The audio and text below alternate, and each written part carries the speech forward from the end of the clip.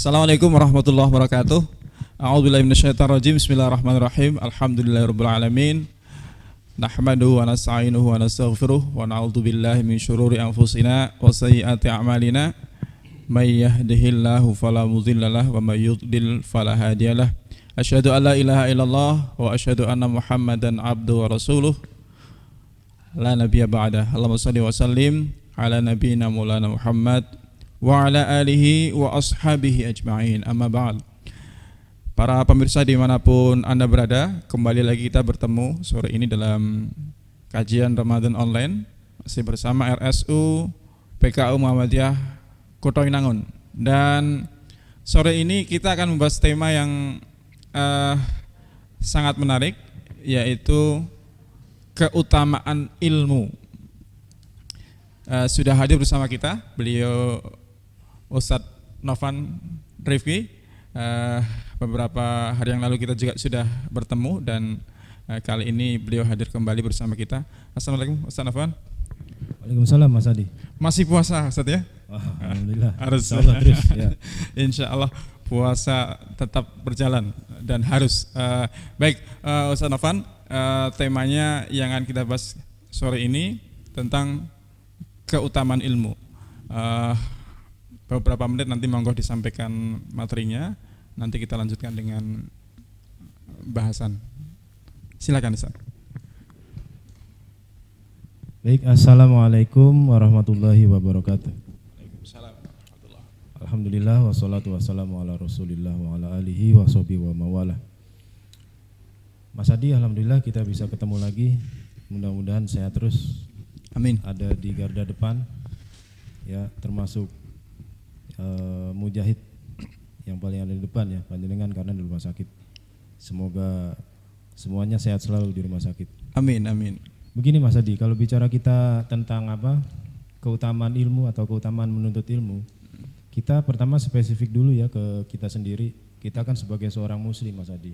Yeah. Jadi minimal itu begini, seorang muslim itu siapapun dia, ya, itu tidak cukup hanya dengan menyatakan keislamannya saja, Mas, ya kan? Tanpa ada usaha untuk memahami. Kan aneh kalau misalnya dia muslim, orang Islam tapi nggak paham sama agamanya, kan menjadi satu hal yang aneh. Nah, nanti bagaimana cara mengamalkan ajaran Islam itu sendiri kalau dia tidak paham? Maka dari itu kan ilmu itu sangat penting. Ilmu itu artinya pengetahuan. Jadi sebelum kita melangkah, pengetahuan dulu yang kita harus tahu. Sekarang coba kalau misalnya contoh kecil saja, mesti kalau kita ingin melakukan sesuatu Mas Adi, itu pastikan kita harus tahu dulu ilmunya. Contoh hal kecil aja, kita mau masak apa? Gitu. Masak nasi Ustaz, paling sederhana. Silakan, itu kan ada ilmunya kan? Yeah. Ada ilmunya, bagaimana cuci beras itu kan, dan bagaimana cara menanak nasi. Kalau sekarang simpel, ada rice cooker gitu. Terus ya sesimpel apapun ada ilmu kan gitu. Anak kecil saya kira kalau misalnya disuruh masak, anak kelas TK misalnya, dia nggak tahu ilmunya, suruh memasak nggak bisa dia. Kalau dipaksakan ya nggak jadi atau tambah ini jadi kacau. Begitu juga orang main sepak bola harus ada ilmu. Apalagi menjadi dokter, perawat, menjadi guru pendidik. Nah ini kan harus ada ilmunya gitu. Jadi kalau misalnya seseorang berjalan melakukan sesuatu tanpa ilmu, apa kira-kira yang terjadi? Ya kan? Kalau kita masak tentu masakannya kurang enak. Gimana memasak rendang tapi nggak tahu ilmunya, dia bikin aja asal, ya kan? Ya nggak enak lah. Akhirnya kita tidak diterima gitu. Yeah. Jadi batal lah itu masakannya karena tidak diterima oleh orang. Nah ini gambaran kecil saja bahwa yang namanya ilmu atau pengetahuan itu dalam semua aspek kehidupan dituntut kita memilikinya karena itu sangat menentukan, ya, sangat menentukan ini kita. Nah, kalau kita merujuk ya kepada dalil-dalil agama tentang keutamaan ilmu atau orang yang tahu dan tidak tahu, itu tentu sangat berbeda sekali. Allah itu sangat mengapresiasi Mas Adi. Jadi sangat menghargai orang-orang yang memiliki ilmu. Di dalam Al-Mujadalah ayat 11 Allah berfirman, yarfa'illahu alladziina aamanu minkum walladziina utul ilma darajat wallahu bima ta'maluna khabir. niscaya Allah akan meninggikan orang-orang yang beriman di antaramu, dan orang-orang yang diberi ilmu itu beberapa derajat. Jadi orang yang beriman, kemudian imannya itu mendorong dia untuk menuntut ilmu, belajar, sehingga dia memiliki kapasitas keilmuan dalam satu bidang tertentu atau bidang apapun juga, dia akan dimuliakan oleh Allah. Diangkat derajatnya Mas Adi, dia bentuk diangkat derajatnya itu dunia akhirat, bukan hanya di akhirat saja kita bicara ilmu, justru di dunia dulu, karena kita kan hidup di dunia. Jadi Allah akan angkat dia, orang yang beriman dan berilmu itu, ya, derajatnya di dunia dalam bentuk dikasih dia kemuliaan hidup, kemudahan hidup, ya kan, dengan ilmu itu. Kemudian nanti bagaimana di akhirat? Ya di akhirat tentu akan diganjar berlipat, dapat pahala, ya. Al ilmu yuntafa'u bih, ya kan? Ada ilmu yang bermanfaat itu jariah nilainya kan, mengalir terus selama ilmu itu mendatangkan manfaat, walaupun orang yang memberikan ilmu sudah tidak ada, ya, itu tapi masih bermanfaat oleh orang lain, orang banyak, dia jariah, pahalanya mengalir terus. Nah ini apresiasi dan janji Allah. Jadi kedudukan ilmu itu sangat penting Mas Adi. Belum lagi kalau kita melihat makom atau level, ya, atau derajat alim atau orang berilmu itu, ya, di sisi Allah, di Ali Imran ayat 18 itu, ya, syahidallahu annahu la ilaha illa huwa wal malaikatu wa ulul ilmi qaimam bil qist la ilaha illa huwal azizul hakim. Jadi di sana Allah berfirman menyatakan bahwa, ya, tidak ada ilah, ya, kecuali Dia. Dan kemudian Allah menyebut secara berturut-turut malaikat dan orang-orang yang berilmu, ya, yang menegakkan kebenaran, yang menegakkan keadilan, itu sama pernyataannya, itu tidak ada Tuhan selain Allah. Nah artinya apa? Dalam ayat ini Allah mensejajarkan Mas Adi, ya, level orang berilmu itu dengan malaikat. Jadi sangat mulia sekali kedudukan alim orang berilmu dengan makhluk Allah yang mulia yaitu malaikat. Nah ini salah satu. Nah kemudian kita lanjut Mas Adi. Coba kalau kita ingat ya Mas, Allah itu pertama kali menurunkan wahyu kepada Rasulullah SAW. Kalau kita ingat itu perintah apa? Apakah perintah sholat, puasa atau yang lain? Tidak ada, perintahnya yang pertama membaca. Gitu. Jadi ini sebetulnya harus menggugah kita loh. Kok Allah, ya, mulai berkomunikasi dengan Rasulnya perintahnya membaca, bukan sholat, tobat itu kan, karena kan orang jahiliyah banyak dosa. Kenapa nggak disuruh tobat dulu misalnya? Atau yang lain, tapi membaca. Masya Allah, ini ada rahasia Mas. Jadi betapa Allah ini akan menurunkan satu rangkaian ilmu, ya, yang terkodifikasi, ya, di dalam mushaf yang namanya Al-Quran, mushaf Al-Quran itu. Quran itu kan artinya juga bacaan. Ya, Qara yaqra'u Qur'an dan bacaan. Maka orang apabila ingin mempedomani Al-Quran, maka dia harus iqra, harus senang membaca.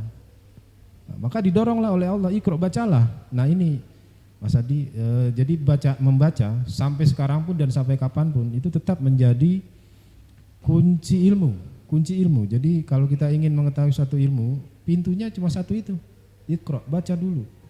Kemudian baru nanti naik tahapnya ke berpikir dan seterusnya. Nah dari sini kemudian turunlah wahyu-wahyu yang lain, ya.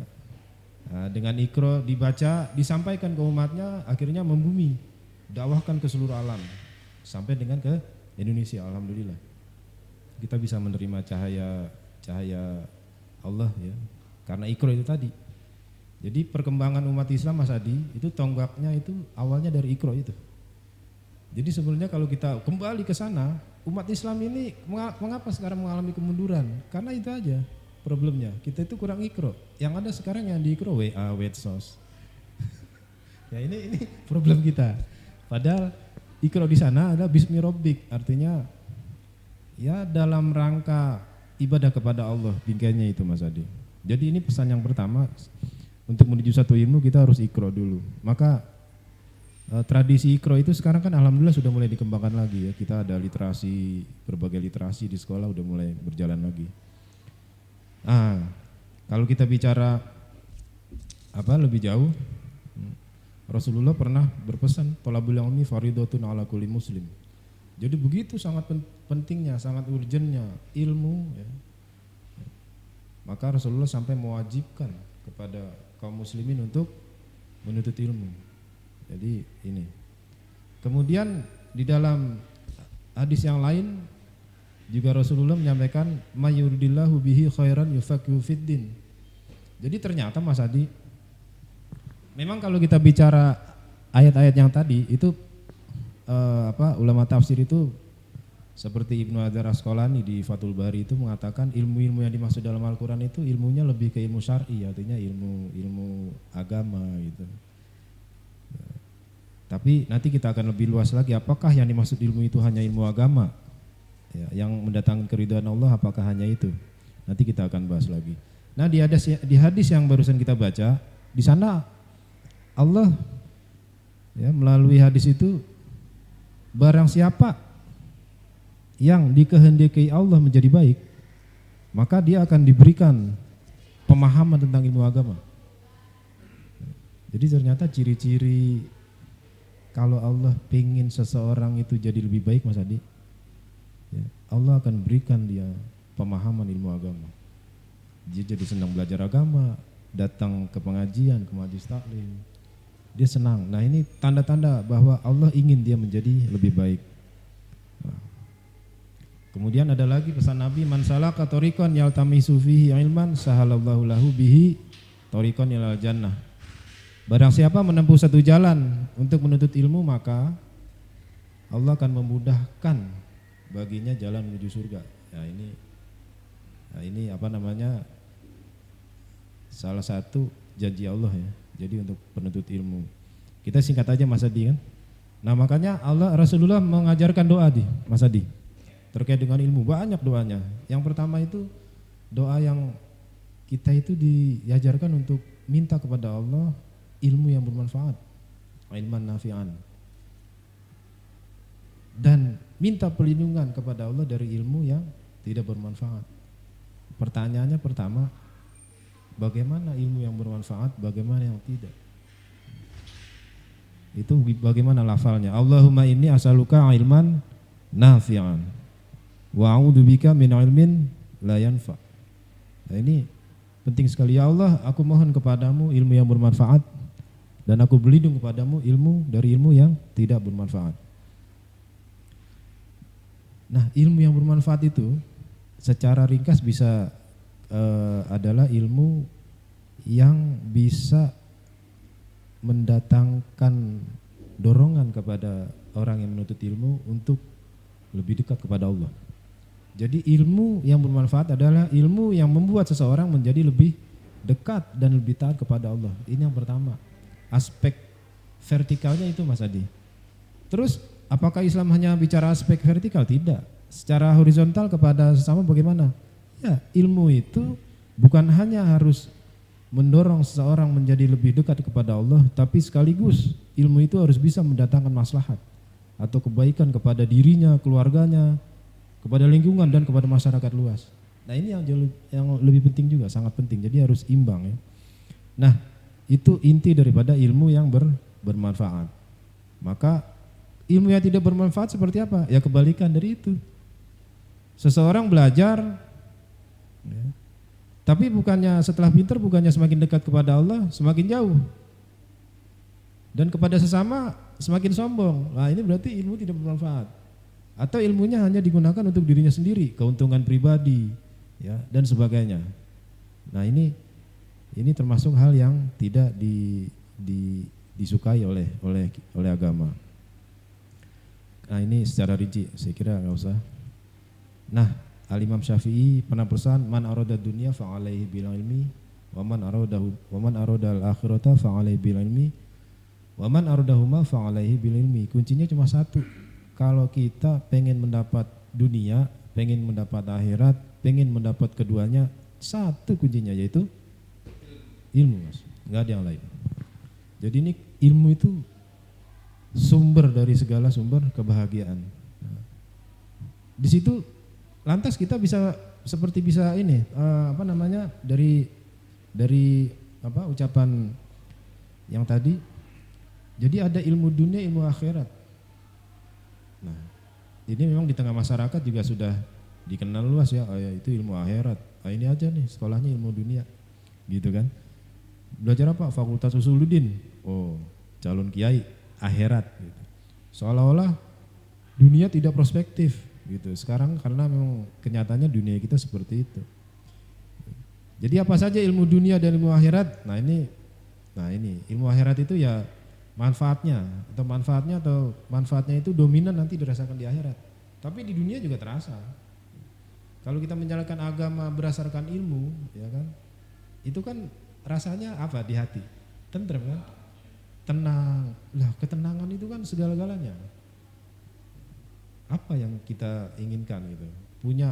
Semua punya, tapi kalau hati tidak tenang, kan menjadi habis juga. Maka ilmu Al-Quran, hadis, fikih, tarikh, akidah, akhlak, ibadah, semuanya ilmu agama itu ya, yang manfaatnya insya Allah di dunia juga bermanfaat, tapi nanti didominan di akhirat gitu. Ilmu dunia bagaimana? Nah, ini ilmu dunia jelas, jadi manfaatnya yang terasa nanti dominan di dunia. Ya seperti pertanian, perkebunan, termasuk kedokteran, perawatan, teknologi, jurnalistik dan sebagainya. Itu dunia.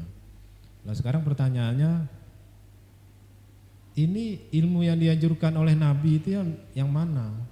Apakah ilmu akhirat atau ilmu dunia? Ya jawabannya dua-duanya.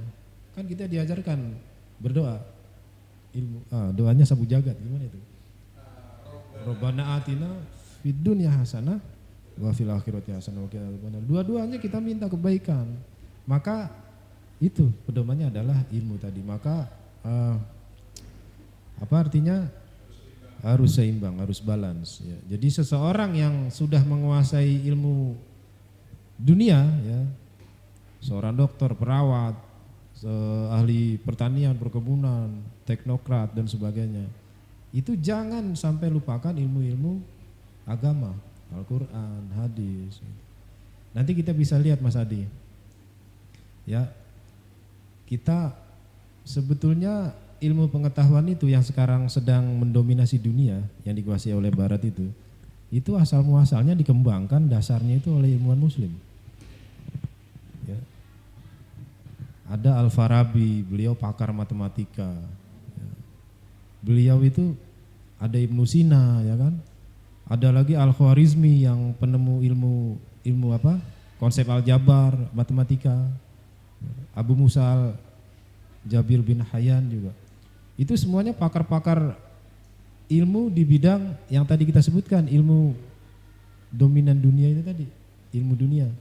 Ada pakar matematika, pertanian, ada teknologi, ada kedokteran, ada apa? Astronomi. Itu di semua ilmuwan ini yang dulu pernah mewarnai dunia secara gilang gemilang. Nah, menariknya begini, Mas. Kenapa mereka ilmunya itu bahkan ya, sampai sekarang seperti Ibnu Sina itu ada kitabnya namanya Qanun fit Tibb, ya, kitab tentang ilmu pengobatan. Itu sampai sekarang bahkan masih menjadi salah satu literatur rujukan di dunia kedokteran tuh. Mas Dokter Dimas pun tahu itu. Di Eropa, di dunia masih digunakan. Dan yang lain juga masih banyak ilmuwan kita digunakan menjadi rujukan ya sampai sekarang. Menariknya pertanyaan kita, mengapa kita dulu sampai gilang gemilang menguasai peradaban dunia? Karena ilmu, kita sangat mengapresiasi ilmu, Mas Adi. Dasarnya apa? Karena ya ini yang mudah-mudahan bisa menginspirasi kita pada pertemuan ini, Mas Adi, bahwa kalau kita kaitkan dengan sekarang, umat Islam itu banyak mengalami kemunduran dalam segala hal, termasuk ilmu. Kenapa? Satu jawabannya, Mas Adi, kita kurang dekat dengan Al-Quran. Kalau kita lihat tokoh-tokoh yang tadi saya sebutkan, Al-Farabi, Ibnu Sina, ya kan, Al-Khwarizmi dan seterusnya itu mereka itu rata-rata sekolah atau pendidikan dasarnya adalah pendidikan agama. Mereka sudah hafal Al-Quran sejak kecil, ya, belajar fikih, belajar hadis dan sebagainya. Bahkan Ibnu Sina itu hafal Quran umur 10 tahun. Jadi ini yang menurut saya kita semua umat Islam itu harus tengok lagi sejarah. Kenapa kita mundur dalam berbagai bidang itu. Nah, pelajarannya apa? Kalau saya setuju dengan pendapat para pakar pendidikan Islam bahwa kita harus kembali kepada Al-Quran. Jadi basis kita di sekolah dasar kita itu harus diperkuat dengan Al-Quran. Ya. Maka ya kita sudah menggembirakan ya, pendidikan dasar kita sudah banyak diwarnai oleh pendidikan Al-Quran, banyak yang sudah hafal ya. Alhamdulillah, mudah-mudahan ini nanti menjadi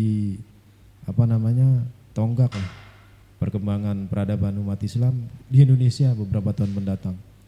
Saya kira ini saja singkat Mas Adi, nanti kita bisa teruskan dengan dialog-dialog yang sangat sederhana. Jadi ilmu itu sangat bermanfaat. Kita itu marilah kita bersemangat gitu untuk hal ini, karena kunci kebahagiaan dunia dan juga akhirat itu hanya ada di ilmu. Saya kira demikian saja Mas Adi. Ya, terima kasih Ustaz Novan. Tadi uriannya sudah sangat lengkap ya mengenai keutamaan ilmu. Ini Ustaz, saya ada pertanyaan seperti ini. Tadi kan dikatakan ya bahwa sebagai muslim itu punya kewajiban untuk menuntut ilmu, dan tadi disampaikan juga bahwa penjelasan para ulama yang dimaksud adalah ilmu syar'i secara utama. Nah, ini kan namanya ilmu syar'i kan saking banyaknya Ustaz. Kalau kita belajar agama aja mulai dari tauhid, ibadah, akhlak, fikih dan lain sebagainya, dan itu kalau mendalami semua sampai hidup kita habis pun belum tuntas gitu loh. Nah itu maksud pertanyaannya, sebatas berapa kita harus memahami dari ilmu syar'i itu, yang kira-kira yang penting, yang kita harus wajibnya itu sampai sebatas mana gitu loh. Ya kalau ya terima kasih Mas Edi. Jadi kalau bicara batasan ya, ilmu itu yang paling mendasar pertama adalah ilmu tauhid. Ya. Kita tahu bagaimana Rasulullah dakwah pertama kali, dakwahnya beliau kan tauhid. Paling lama selama 10 tahun di Mekah itu dakwahnya hanya tauhid saja. Akidah yang didikan oleh beliau. Nah, ini yang harus pertama kali dibangun di dalam masyarakat Islam, dari mulai diri kita, keluarga juga, itu yang pertama kali dibangun. Nah nanti baru kemudian ya dasarnya Al-Quran, yang paling basic adalah Al-Quran dulu, kemudian baru meranjak ke hadis. Itu kan di dalamnya menyatu semua kan, Al-Quran hadis itu nanti ada akidah, ada akhlak, ada ibadah, semuanya masuk Mas Adi. Iya betul. Iya. Jadi sebenarnya wajibnya di sini, semuanya wajib belajar agama. Bagaimana kita bisa menjalankan agama kita tanpa ilmu, begitu kan? Nah nanti ketika masuk ke ilmu dunia, baru itu menjadi hukumnya fardu kifayah. Artinya ya tidak semua harus belajar pertanian, nanti siapa yang di perkebunan gitu. Jadi harus berbagi. Dan alhamdulillah Allah juga kan memberikan potensi yang berbeda-beda pada setiap kita individu. Mas Adi concern atau senang di bidang apa beda tentu dengan Mas Teguh, dengan Mas Anas, dengan saya beda. Nah itu yang minat dan bakat itu yang harus, itu merupakan suatu anugerah Allah kan. Nah itu yang harus kita kembangkan. Itu saya kira Mas Adi. Oke, baik. Atau begini Ustaz, ini saya juga masih sebenarnya kurang jelas ya, karena kan itu tadi ilmu syar'i itu saking banyaknya begitu loh. Jadi apakah mungkin yang dimaksud yang wajib itu minimal yang sehari-hari kita laksanakan ibadah sehari yang itu sebagai rutinitas kita, paling enggak itu loh. Atau karena kan kita belajar hadis aja ada ulumul hadis, ada itu saking banyaknya itu. Oke, iya begini ya Mas Adi, jelas untuk ukuran orang secara awam, orang awam itu ya, orang awam seperti saya ya, yang basic saja, yang aplikatif ya. Yeah. Kalau tauhid jelas lah kita itu sebagai pondasi kan, ya itu kita pelajari gitu. Nah seperti mendalam seperti hadis, ulumul Quran, mustalahul hadis, itu saya kira itu hukumnya sudah fardu kifayah. Jadi bukan fardu ain gitu. Apabila di salah satu komunitas sudah ada ahlinya, ya itu udah cukup. Kan ada ayat yang menerangkan itu, jangan kalian pergi berperang semua. Harusnya ada satu yang mempelajari, bertafakuh fiddin gitu, agar nanti bisa memberikan pelajaran agama kepada mereka. Kalau perang semua nanti siapa yang, kalau semua di PKU nanti siapa yang menyampaikan amar ma'ruf nahi mungkar. Nah ini saya kira. Ya kemudian ini Ustaz Novan, bagaimana seseorang yang dia sudah memenuhi kewajibannya menuntut ilmu. Dia punya ilmu, tetapi hanya sampai di otak gitu loh. Jadi tidak menjadi aplikasi dia dalam kehidupan sehari-hari, tidak diamalkan, bahasa kasarnya seperti itu. Itu bagaimana hukuman bagi orang yang seperti itu? Ya menjadi tidak bermanfaat ilmunya kan. Begini, jadi Rasulullah kan mengapresiasi bahwa khairukum anfa'uhum linnas, yang terbaik dari kita itu adalah orang yang paling bermanfaat. Kalau misalnya ada orang berilmu nggak dimanfaatkan ilmunya, ya dia menjadi orang-orang menjadi ilmu yang sia-sia. Ya. Jadi yang namanya ilmu itu kan amal, Mas. Ilmu itu kan amal. Jadi ada pepatah mengatakan ilmu itu kalau tidak diamalkan seperti pohon kasajarotin bila samarin, ya, tanpa buahnya. Jadi ya udah pohonnya nggak bermanfaat begitu saja, dia nggak memberikan kemanfaatan buat orang lain. Kalau persoalan dosa atau tidak itu hak prerogatif Allah. Ini saya malah jadi ini Ustaz, jadi apa ya, ilmu yang tidak diamalkan itu seperti pohon tanpa buah gitu ya. Nah sekarang ketika kita tahu konsekuensi orang yang punya ilmu harus apa, malah kita jadi takut ini kalau ilmunya banyak nanti harus seperti ini, harus punya kewajiban seperti ini. Itu bagaimana itu Ustaz? Iya kan kita insya Allah kalau kita dasarnya ilmu kan ada hadis yang mengatakan yang paling takut kepada Allah itu adalah ulama kan, orang yang berilmu. Artinya dengan insya Allah lah, sebetulnya ilmu itu bagaimana niat kita Mas. Kalau niat kita dalam frame ibadah kepada Allah, ya kan orientasinya ke sana, ingin bermanfaat hidupnya, insya Allah Allah akan kasih taufik hidayah sehingga kita terus dijaga oleh Allah itu.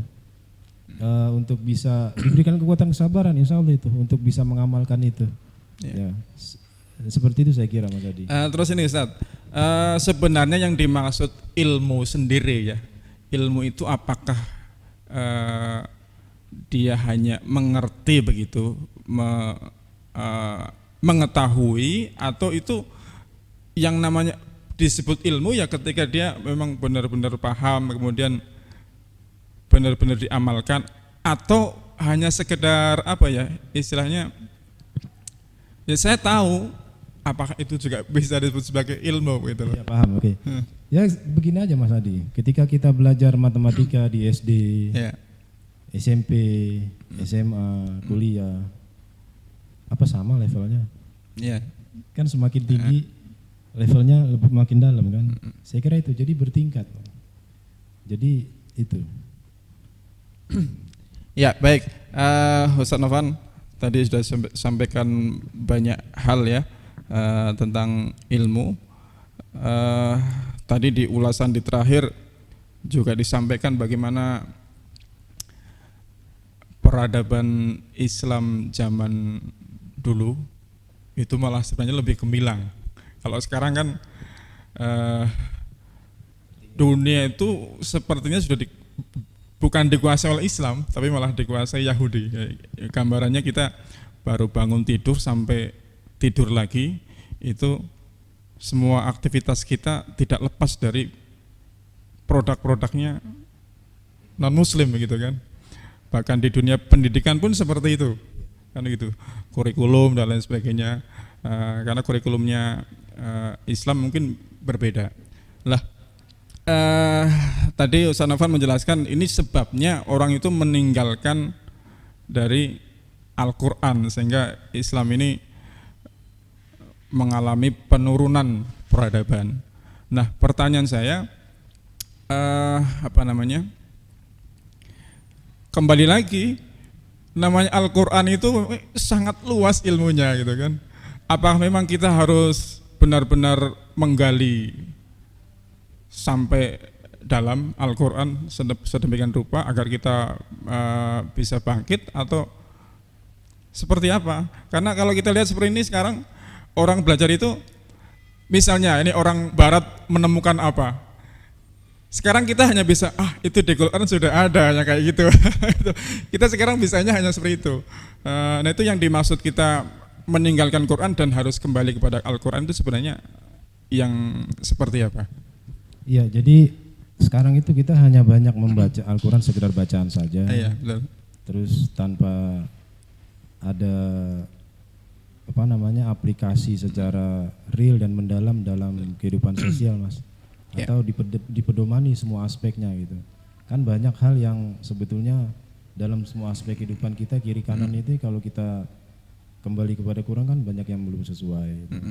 Bahkan orang-orang muslim sendiri itu yang sepertinya meninggalkan ajarannya sendiri seperti itu. Jadi sebenarnya kan tahapan dalam berinteraksi dengan Al-Quran kita kan pertama membaca, kemudian memahami atau mempelajari, kemudian mengamalkan. Nah itu kan salah satu interaksi. Nah yang dimaksud dengan kita kurang dekat dengan Al-Quran itu harusnya sampai tahapan itu Pak, sampai mempedomani sehingga teraplikasi dalam kehidupan sehari-hari. Ini saya kira, jadi tidak terbatas hanya sekedar dihafal kemudian dibacakan di dalam forum-forum tertentu begitu. Saya kira itu saja. Jadi kesimpulan saya memang begitu luasnya ilmu sehingga kita itu seharusnya jangan sampai berputus semangat atau kemudian berlepas diri untuk tidak lagi kepengen belajar begitu saja. Karena kalau tadi dibahas kembali ke Quran itu kelihatannya menyampaikan sangat mudah, tetapi itu kalau dipahami sangat dalam. Karena kalau seperti tadi, kalau kita lihat sekarang yang kita anggap sebagai orang yang berilmu sekarang, yang kelihatannya memahami ilmu agama ya, memahami mungkin hafal Quran, hadis, tetapi ketika memberikan penjelasan orang yang mereka sudah sampai ke bulan dan lain sebagainya, itu kita hanya bisa menyampaikan itu tadi. Ini di Quran sudah ada itu loh. Itu kan sepertinya kalau kita sudah paham ini, kenapa kita tidak sampai bisa ke sana itu loh. Itu kan yang ini seharusnya memang tetap menjadi semangat kita untuk tidak berhenti belajar agar tidak tertinggal dalam kehidupan. Seperti tadi yang disampaikan Ustaz Nofan bahwa siapa yang menginginkan kebahagiaan dunia harus dengan ilmu, dengan akhirat harus dengan ilmu. Fa'alaihi bil ilmi itu loh. Faman aradahuma fa'alaihi bil ilmi. Baik Ustaz Nofan, ini sepertinya waktunya sudah hampir selesai. Barangkali ada kesimpulan yang bisa disampaikan. Ya simpel saja untuk saudara-saudara, teman-teman dimanapun berada, marilah kita senantiasa menyemangati diri untuk belajar terus. Jadi semangat Iqra, tradisi Iqra membaca yang paling utama adalah bacaan Al-Quran. Kemudian selainnya yang bermanfaat tentu. Jadi walaupun di sini misalnya ada seorang guru, dia tugasnya mendidik, mengajar kan, dan melatih.